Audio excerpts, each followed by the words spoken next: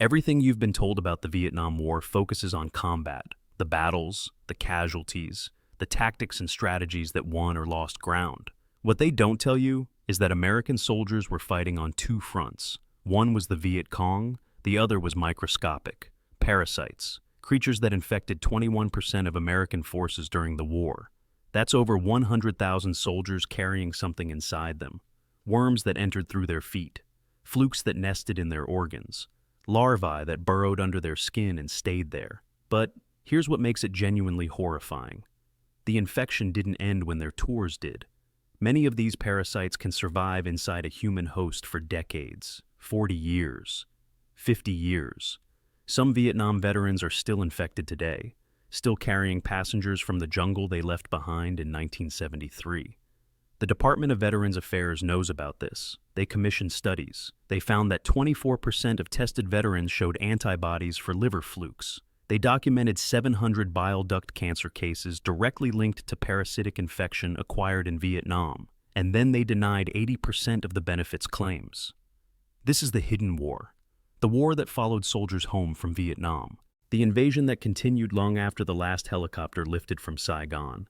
Vietnam's jungle was a parasite factory, year-round warmth averaging 85 degrees, humidity that never dropped below 70%, standing water everywhere, rice paddies, streams, swamps, puddles that never dried. Add human waste used as fertilizer in rural areas, and you have a biological nightmare perfectly engineered to breed creatures that live inside human hosts. The parasites were already there when American soldiers arrived. They had been there for thousands of years, cycling through the local population. Vietnamese civilians had developed partial immunity through lifelong exposure. Their bodies had learned to coexist with low-level infections. American soldiers had no such protection. Most came from temperate climates where parasitic diseases had been largely eradicated. Their immune systems had never encountered tropical parasites. They were, from a parasite's perspective, virgin hosts, perfect targets. Michael Ballman, drafted in 1970 at age 19, grew up hunting in West Virginia's mountains. He knew how to track deer and read terrain and survive in the wilderness. What he didn't know was that walking barefoot through Vietnamese water to prevent immersion foot would expose him to hookworms, or that eating local fish when his unit's rations ran out would infect him with liver flukes that would eventually give him cancer 40 years later. Jerry Wiggins, who served from 1968 to 69 and is now 69 years old, had no idea that simply wading through the Mekong Delta could expose him to blood flukes that would live in his veins for decades. He thought he was just doing his job. The infection routes were everywhere and unavoidable. Contaminated water was the primary vector. Soldiers drank from streams and rivers when their canteens ran dry. They waded through rice paddies on patrol. They swam in rivers to cool off during 100-degree days. Every water source in rural Vietnam harbored parasitic larvae. Snails in slow-moving water carried schistosomiasis. Soil near water contained hookworm larvae waiting for bare skin. Food was another gateway. Military brochures actually encouraged soldiers to enjoy exotic local dishes and accept food offerings from Vietnamese villagers. What seemed like cultural engagement was biological Russian roulette. Raw or undercooked fish, common in Vietnamese cuisine, carried liver flukes and tapeworms. The fish paste that became popular among soldiers was made from raw fish. Every bite was a potential infection. But the most insidious root was simply existing in the environment. Hookworm larvae penetrated skin on contact. You didn't have to eat anything. You just had to walk through contaminated soil. The larvae would find you, enter through your feet, migrate through your bloodstream to your lungs, get coughed up and swallowed, then mature in your intestines. All without you knowing anything was wrong until months later when the anemia started. The infection rate tells the story. 21% of American forces in Vietnam were infected with some form of parasite during their service. By comparison, 82% of Korean troops serving in Vietnam had parasitic infections. They were there longer and had less access to preventive medicine. Even 64.6% of Vietnamese civilians carried parasites. It wasn't a question of if you'd be exposed, it was a question of which parasites and how many. But exposure during the war was only the beginning of the problem. The delay is what made these infections truly dangerous. Many parasites show no symptoms for weeks, months, or even years after initial infection. A soldier could be infected in 1968 and not know anything was wrong until 1975, or 1985, or 2015. Hookworms cause anemia, but soldiers attributed fatigue to the stress of combat. Liver flukes cause mild digestive issues, easily dismissed as stomach bugs. Strongyloides can reproduce inside the body for decades with minimal symptoms, until something triggers hyperinfection and the parasite load explodes. Soldiers came home thinking they'd left the war behind. They had no idea they'd brought microscopic enemies with them, passengers that would live inside them for years. For some, those passengers are still there. The scale of the long-term crisis is only now becoming clear. In the past 15 years alone, 700 Vietnam veterans have been diagnosed with bile duct cancer, a rare malignancy directly linked to liver fluke infection. When the VA commissioned a pilot study in 2017 to screen veterans for liver flukes, 24% tested positive for antibodies. Dr. Sung Tai Hong, the tropical medicine specialist from Seoul National University who conducted the testing, called the results, while surprising. For the veterans, it was something else entirely: confirmation, vindication, and for many, a death sentence delivered decades too late. Bile duct cancer has a survival rate measured in months, not years. Most veterans discovered their infections only after the cancer had already begun. And when they filed benefits claims with the VA, 80% were denied. Insufficient evidence of service connection, the VA said, despite their own studies, despite medical records, despite the obvious geographic link.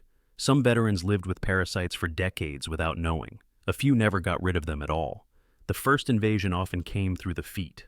Hookworms, Ancylostoma duodenale and Necator americanus, lived in soil contaminated with human waste, which in rural Vietnam meant essentially all soil near water sources. The larvae could survive in mud for weeks, waiting for a host.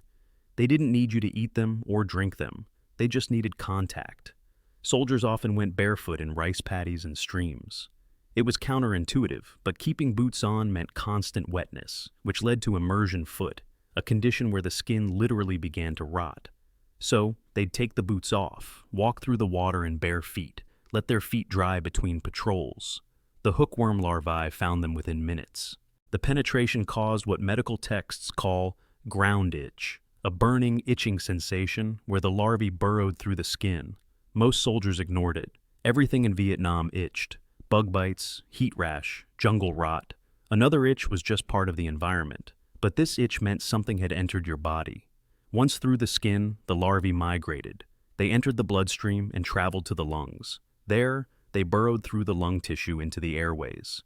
The body's natural response was to cough them up, then swallow them, which delivered them exactly where they wanted to go: the small intestine.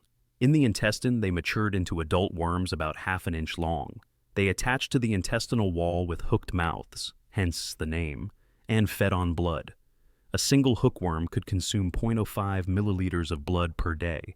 That doesn't sound like much until you realize a moderate infection involved dozens or hundreds of worms. The result was anemia, chronic blood loss that left soldiers exhausted, weak, unable to concentrate. They attributed it to the stress of combat, to poor sleep, to the constant physical demands of patrolling. It never occurred to them that something inside them was literally drinking their blood. Hookworms could live for years in the human intestine. Some soldiers carried them home and didn't discover the infection until they were stateside and wondering why they couldn't shake the fatigue. From the hookworm's perspective, this wasn't an attack. It was opportunity. Human feet wading through mud signaled warmth, moisture, proximity. The parasite doesn't think or plan. It simply responds to chemical cues refined over millions of years of evolution. When those cues align, temperature, pH, movement, the larvae activate. They don't invade. They colonize. A human intestine provides exactly what the hookworm needs: blood, warmth, protection. The anemia it causes is collateral damage. The parasite doesn't know its feeding weakens the host. It only knows the conditions are perfect for survival. Hookworms were invisible threats. What soldiers encountered next couldn't be missed. Hookworms you couldn't see, couldn't feel moving. You only knew they were there when the symptoms accumulated. Ascaris roundworms were different. You knew when you had them because eventually you saw them. These parasites, Ascaris lumbricoides, grew up to 14 inches long, the width of a pencil, the color of pale pink flesh. They lived in the small intestine, feeding on partially digested food. A single female could produce 200,000 eggs per day, which passed in the stool and contaminated soil. In areas where human waste was used as fertilizer, the infection rate among Vietnamese civilians reached 44.4%. Nearly half the population. American soldiers became infected by consuming contaminated food or water. Even vegetables washed in local water sources could carry microscopic eggs. Once swallowed, the eggs hatched in the intestine. The larvae then migrated through the same nightmarish route as hookworms, into the bloodstream, to the lungs, coughed up, swallowed again, back to the intestine to mature. The migration caused respiratory symptoms: coughing, wheezing, chest pain. In heavy infections, soldiers coughed up blood mixed with larvae, but the real horror came later, when the worms reached full size. Sometimes soldiers felt them moving, a strange sensation in the abdomen, like something shifting inside, intestinal cramps, nausea. In severe cases, dozens of worms could tangle together and cause a complete intestinal blockage, a surgical emergency. And sometimes the worms came out. They could migrate up the digestive tract and emerge from the mouth or nose during vomiting. Soldiers would feel something in their throat, gag, and cough up a foot-long worm. Or they'd pass them in their stool, coiled, writhing, unmistakable. Imagine looking down and seeing that. A creature the length of your forearm that had been living inside your intestines, feeding on your food, growing inside you for months without you knowing. That image stayed with veterans for decades. The moment they realized their body had been hosting something that size, something alive. Roundworms eventually passed. The organism soldiers encountered next became permanent residents for up to 2 decades. When Mike Bogman's reconnaissance team ran out of rations near the Laos border in 1970, they improvised. "We would throw a grenade in the water," he later recalled, "and then scoop them off the river floor." The stunned fish floating to the surface seemed like a gift. Fresh protein, a break from sea rations. Soldiers had to make choices: fish from the river or hunger. The choice seemed obvious. What the military brochures didn't mention when they encouraged soldiers to enjoy exotic local dishes was that raw or undercooked fish carried tapeworms, species like Diphyllobothrium and Tania, parasites that infected not just wild-caught fish, but also the pork and beef served in Vietnamese villages.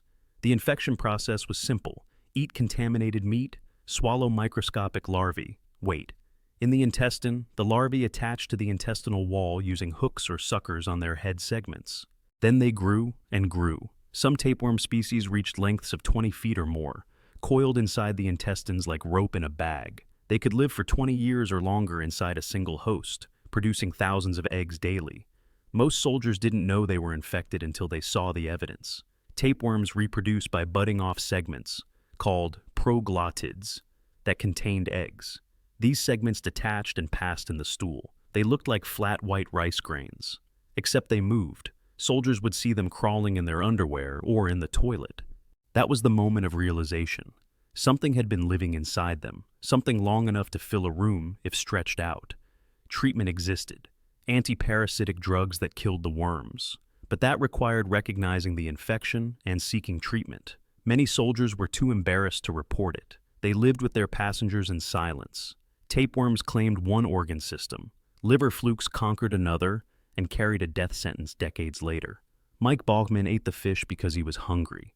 His unit was operating near the Laos border. The grenades worked perfectly. They cooked some fish over fires, ate others raw when time didn't allow for cooking. It seemed harmless. The liver flukes, Opisthorchis viverini, entered his body with the first bite. These parasites lived in freshwater fish throughout Southeast Asia. The larvae insisted in the fish's flesh, waiting for a mammalian host.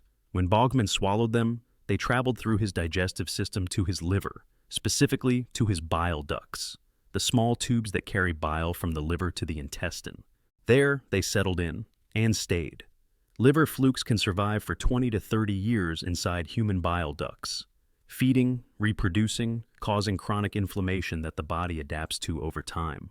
Baldwin had no symptoms for decades. He came home, built a life, raised a family, The flukes were there the entire time, invisible passengers causing damage so slowly that his body never raised an alarm, until the damage triggered cancer. 40 years after eating that fish near the Laos border, Boltzmann was diagnosed with cholangiocarcinoma, bile duct cancer.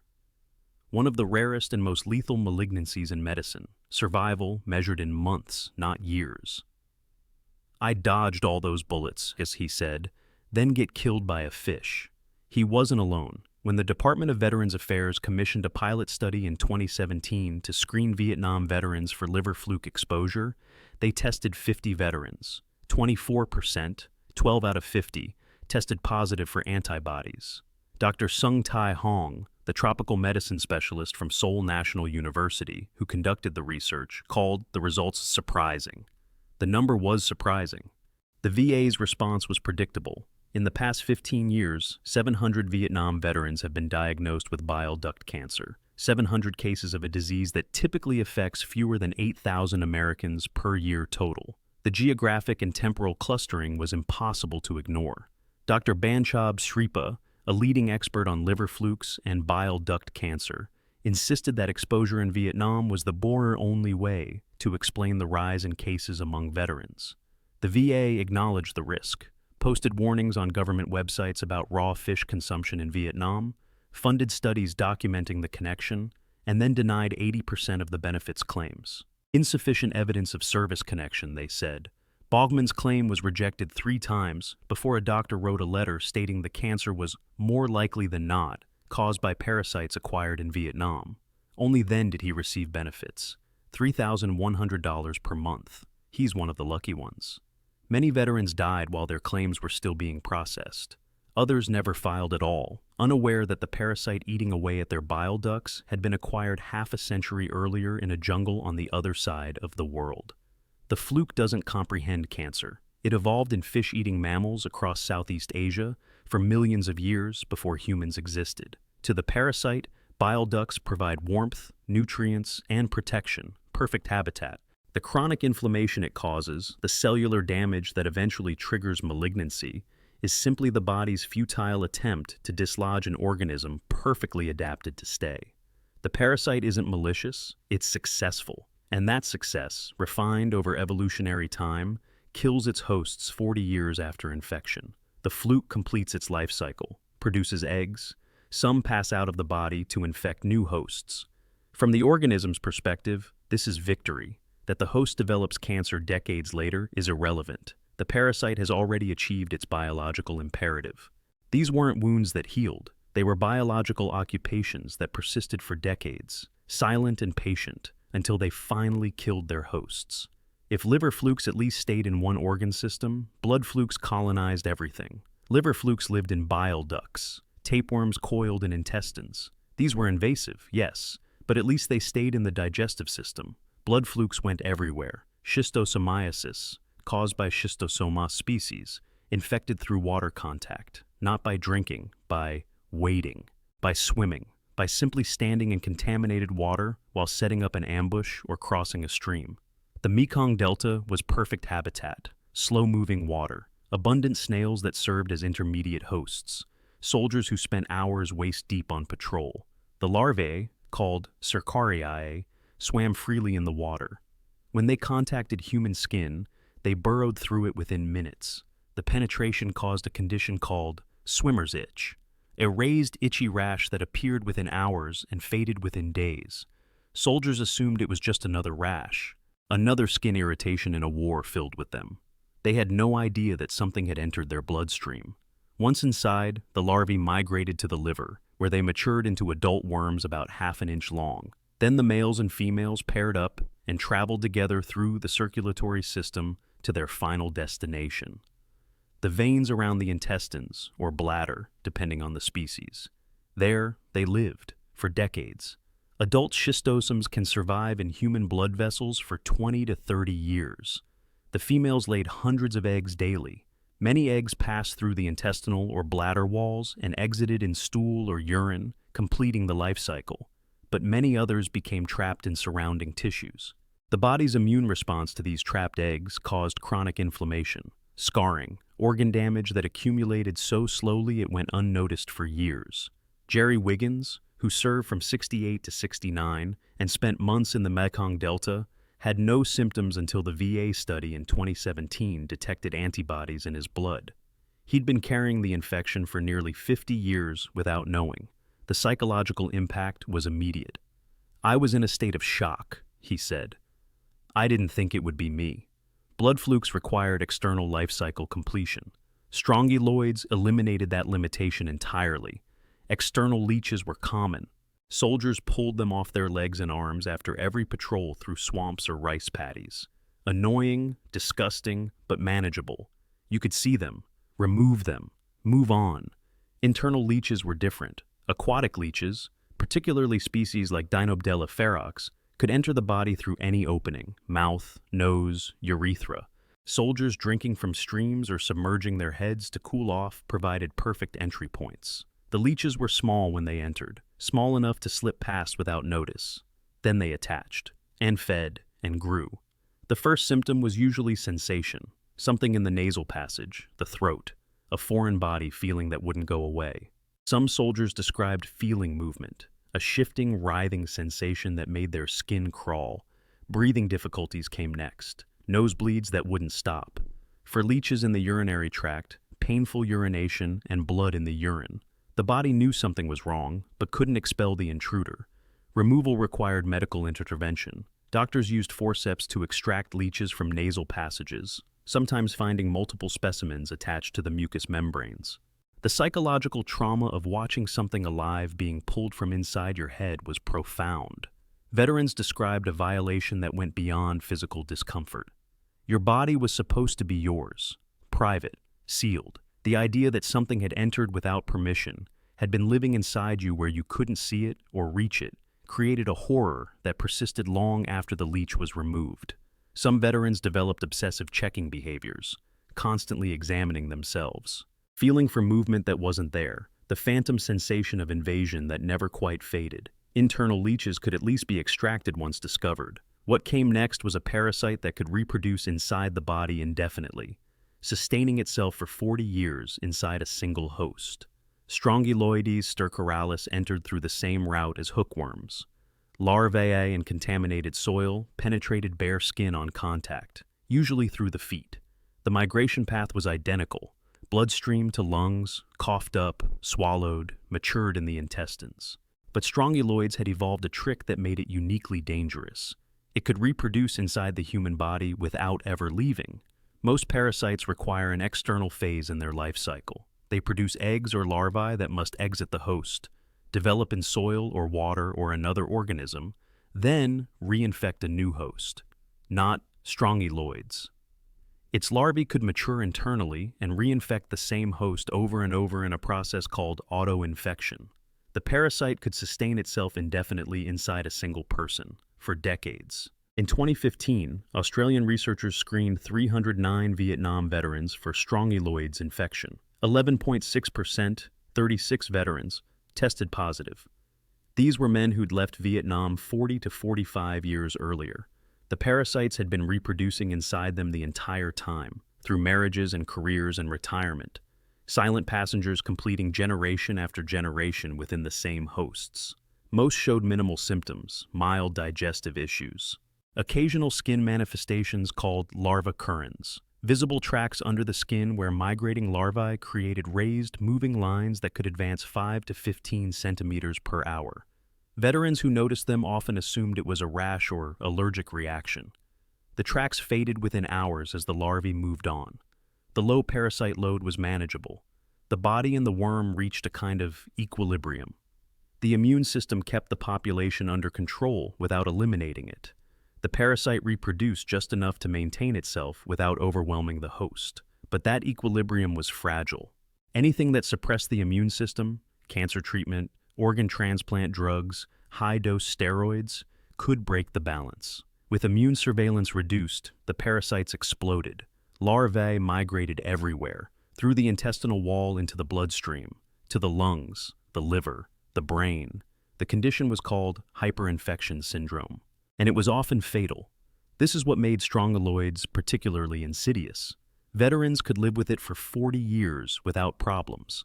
Then a doctor prescribed prednisone for arthritis, or chemotherapy for cancer, or immunosuppressants for an autoimmune condition. Routine medical care became a death sentence. The parasite they didn't know they had suddenly became the thing that killed them. Multiple case studies documented this exact scenario. Vietnam veteran diagnosed with Strongyloides only after developing hyperinfection syndrome. Investigation revealed the infection had been present since the 1960s or 70s. For 40 years, it had waited. And then, when the opportunity came, it struck. Strongyloides doesn't wait strategically. It doesn't plan ambushes or recognize vulnerability, but evolution has perfected its response to immune suppression. When the host's defenses weaken, larvae that normally stay in the intestine begin migrating. They follow chemical gradients, temperature changes, shifts in immune signaling. The result looks like strategy, an explosion of reproduction precisely when the host is weakest. But it's simply biology responding to environmental cues. The parasite that coexisted peacefully for decades suddenly becomes an overwhelming invasion, not through malice. Through adaptation, so refined it appears intentional. One veteran's experience would illustrate this horror perfectly. But first, there was one more parasite to discuss, one that lived in the blood itself and could cause relapses decades after the initial infection. Malaria killed faster than any other parasite in Vietnam. 65,000 hospital admissions among American forces during the war, 46 deaths among naval personnel alone. In late 1965, nearly 10% of soldiers had active malaria infections. Some units reported attack rates of 60 per 100 men. The parasite, Plasmodium species transmitted by mosquitoes, invaded red blood cells. There, it reproduced, causing the cells to rupture in synchronized waves. The result was cyclical fever, chills, sweating, organ damage. In severe cases caused by Plasmodium falciparum, cerebral malaria that killed within days. Early in the war, 98% of cases were P. falciparum, the deadliest form. But among soldiers who'd returned to the United States and later relapsed, 83 to 93% had Plasmodium vivax instead. The less lethal but more persistent species. P. vivax had a feature that made it uniquely troublesome for long-term health. It could hide. In the liver, P. vivax formed dormant stages called hypnozoites, sleeping parasites that could remain inactive for months, years, even decades. The initial infection would clear, the soldier would return home, life would continue normally. Then, without warning, the hypnozoites would activate, the fever would return.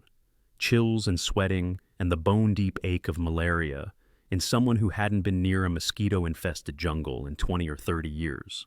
Veterans experience relapses decades after their last deployment. Their doctors, unfamiliar with tropical diseases, often misdiagnose the symptoms as flu or other common illnesses. Only when someone thought to check their medical history and discovered Vietnam service would the true cause become clear. But malaria relapses, while debilitating, were at least treatable once identified. The final story was different. It was about a veteran who discovered that something had been living inside him since Vietnam, something that had survived for 40 years, and something that nearly killed him when routine medical treatment triggered an explosion of parasites throughout his body.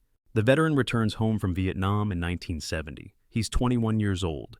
His feet still ache from months of walking point through rice paddies. He remembers the ground itch, the burning sensation when larvae penetrated his skin. But it faded. Everything faded eventually. Decades pass. He builds a life, gets married, raises children, works, retires. The war becomes something he talks about less and less. The memories are there, but distant, manageable. By 2015, he's in his mid-60s. His knees hurt, his back hurts. Everything hurts in the way it does when you've lived long enough. His doctor prescribes prednisone for the inflammation. A high dose to get the arthritis under control. Standard treatment, routine.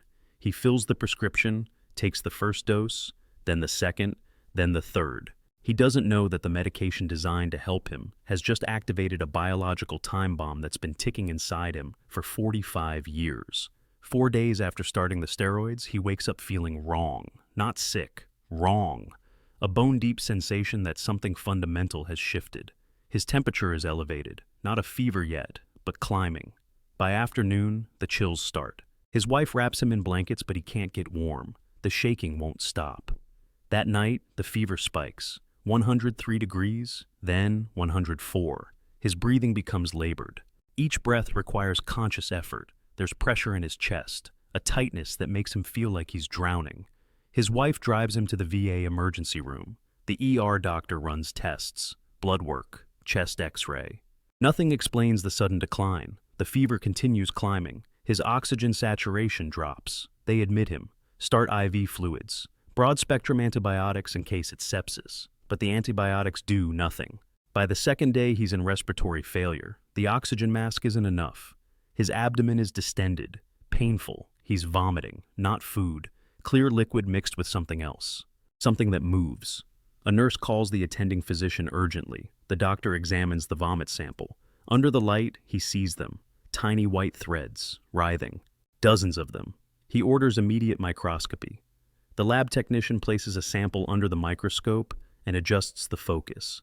The screen fills with larvae, living larvae, moving with purposeful undulation. She counts 12 in the first field of view. Switches to a stool sample. More larvae. They're everywhere. In his sputum, in his stool, in his blood. The attending reviews the veteran's chart. Scrolls back through decades of medical history. There it is. Service in Vietnam, 1968 to 1970. Ground operations. Extensive contact with contaminated soil and water. He returns to the patient's room. The veteran's eyes are unfocused. The fever has reached 105 degrees. Multiple organ systems are failing. The doctor needs to explain what's happening, but he's not sure the patient can comprehend. "Sir, can you hear me?" The veteran nods weakly. "You have a parasitic infection. A worm called Strongyloides stercoralis." The veteran's eyes sharpen slightly. His wife grips his hand. The doctor pulls up a chair, speaks slowly, clearly. Every word matters. "This parasite has been living inside you since Vietnam." The veteran blinks. "Processing. That was 47 years ago." Strongyloides can reproduce inside the human body without ever leaving. It's been completing its life cycle inside you for decades. Your immune system kept it under control, but the steroids we prescribed suppressed your immune system. The doctor pauses, makes sure the veteran understands. The parasite population exploded. What we're seeing now is called hyperinfection syndrome. The larvae have migrated throughout your body, your lungs, your liver, your bloodstream. They're everywhere. The veteran tries to speak. His voice is barely a whisper. "How?" "You probably stepped in contaminated soil. The larvae entered through your feet. You might remember an itch. A burning sensation where they penetrated." He does remember. The ground itch. Everyone had it. He thought it was nothing. "For 47 years, the doctor continues, this organism has been inside you. Through your wedding, the birth of your children, every birthday, every holiday, it was there, reproducing slowly, maintaining itself, waiting." The veteran's wife is crying. He squeezes her hand. The pressure is weak. The medical team starts treatment immediately. Ivermectin, the only drug proven effective against strongyloids. But in hyperinfection syndrome, the prognosis is poor. Too many larvae, too much systemic damage. Even with treatment, the mortality rate exceeds 70%. For 3 weeks, he fights. The fever breaks, returns, breaks again. His lungs slowly clear. The larvae counts in his samples decrease. The ivermectin is working. Barely. His body is killing something that's been part of him longer than his marriage, longer than his career, a passenger that's traveled with him through half a century of life. He survives. Many don't. But he does. The doctors call it remarkable. His wife calls it a miracle. He calls it exhausting. Recovery takes months. The fatigue is profound. His body has been through a war, again. The physical wounds heal faster than the psychological ones, because now he knows. For 47 years, his body was occupied territory. Something had been living inside him, feeding on him, reproducing inside him. Every meal he ate, the parasite benefited. Every breath he took sustained it alongside him. The enemy that couldn't be left behind at the DMZ had traveled home with him. It had lived inside him, hidden, until the day it nearly killed him. He's one of 11.6% of Australian Vietnam veterans who tested positive decades later. One of thousands of American veterans who carried parasites home. one of the fortunate ones who discovered the infection before it became fatal. But the knowledge never leaves. His body had been a host, a breeding ground, for longer than he had been a father, for longer than he'd been retired. The war that followed him home hadn't been metaphorical. It had been microscopic, and it had been real. He wasn't alone in his discovery. He was just one of thousands. When Australian researchers screened their Vietnam veterans in 2015, 11.6% still carried Strongyloides infections 40 to 45 years after leaving Southeast Asia. 36 men walking around with active parasitic infections they'd acquired when Johnson was president, when the Beatles were still together, when color television was considered advanced technology. The parasite outlasted all of it, survived through technological revolutions and cultural shifts and the aging of its hosts.